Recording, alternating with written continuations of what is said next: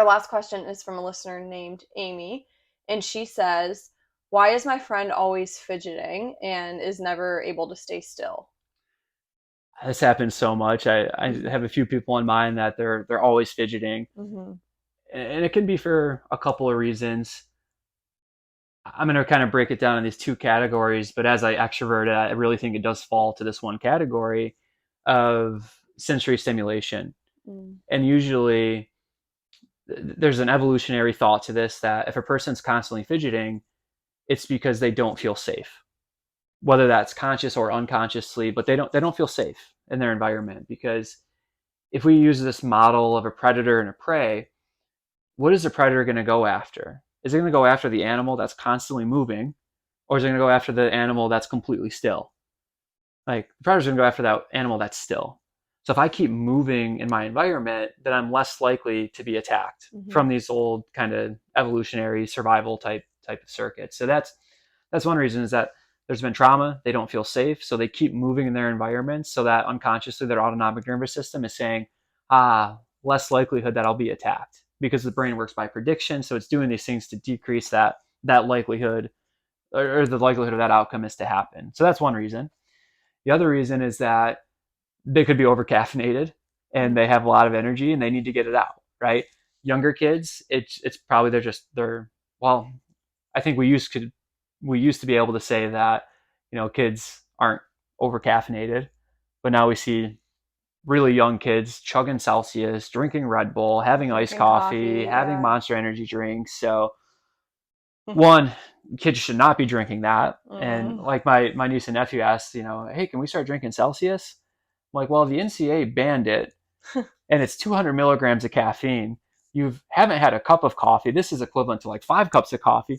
No, I don't think it's a good idea for you Yeah. to start drinking this drink. So these younger kids and this younger generation, like they should not be having these drinks. It is so dangerous for them. Mm-hmm.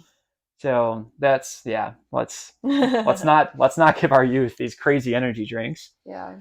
And a lot of times there are kids that they're just energetic. They just want to play. And I Mm-hmm. was watching this thing the other day that was talking about how cars have changed over the past 150 years, how the how businesses have changed, how computers, how cell phones have changed the past 150 years. And the one thing that has not changed is the classroom. Mm. We're still in rows. You still have to raise your hand. It's still an 8 to 9 hour day. And the reason that this person was presenting on that this happens is because the original school system was set up to get you ready for the workforce, aka factories, in which you work 8 to 9 hour shifts. You're in a line. You raise your hand when it's your time to talk. You have breaks every hour or 2 hours. You have a time for lunch, and then you're back into the factory. Mm. So schools haven't really changed. And we know all the science shows that humans are meant to move. Like this should not be a surprise to anyone that we are built to move. We are not built to sit for 8 to 9 hour days. And sadly, we see schools kind of taking away phys ed and taking away the time that they have to move. And Mm-hmm. it's like, we can't do that. Like there's there's a great book called Spark by Dr. I think John Ratty, but he talks about this school that they implemented. Come in early, like 7:30 in the morning. Let's go to the track. We run a mile, and then we go into your school day. But then halfway through your school day, we hit you with another phys ed class, and then you work out after.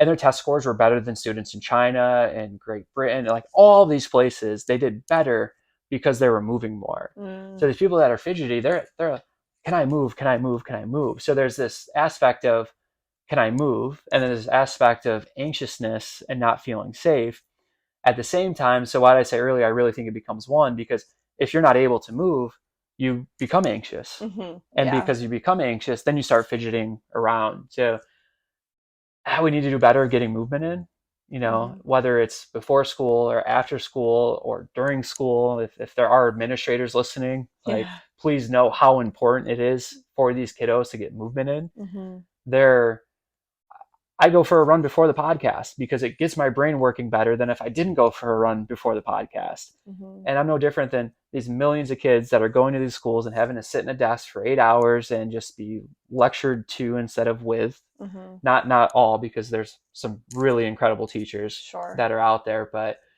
yeah, so that's why we get the fidgetiness. It's the Yeah. anxiousness, the not feeling safe, the I need to move right now. Let me get up and move.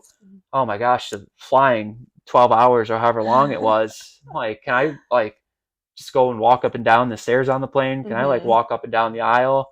Like, let me move. Like, this is way Yeah. too long of sitting. And now we're asking 5-year-olds and 8-year-olds and 10 and 15 and 20-year-olds to do that. Like, oh, come on. Yeah, we need to move. I think back, I don't know if they're still as trendy, but when fidget spinners and those fidget toys were super like in. Yeah. And I remember I got a couple of them and I was like, "Oh, this is really cool." But I almost felt like it fed into the anxiety piece that I was going through at the time of like, "Oh, if I don't have it, then what am I going to do?" And I would have all these like random anxious tics, but I wasn't pursuing peace and I Hmm. wasn't getting movement anywhere else in my life at the time because of injury and belief system, whatever.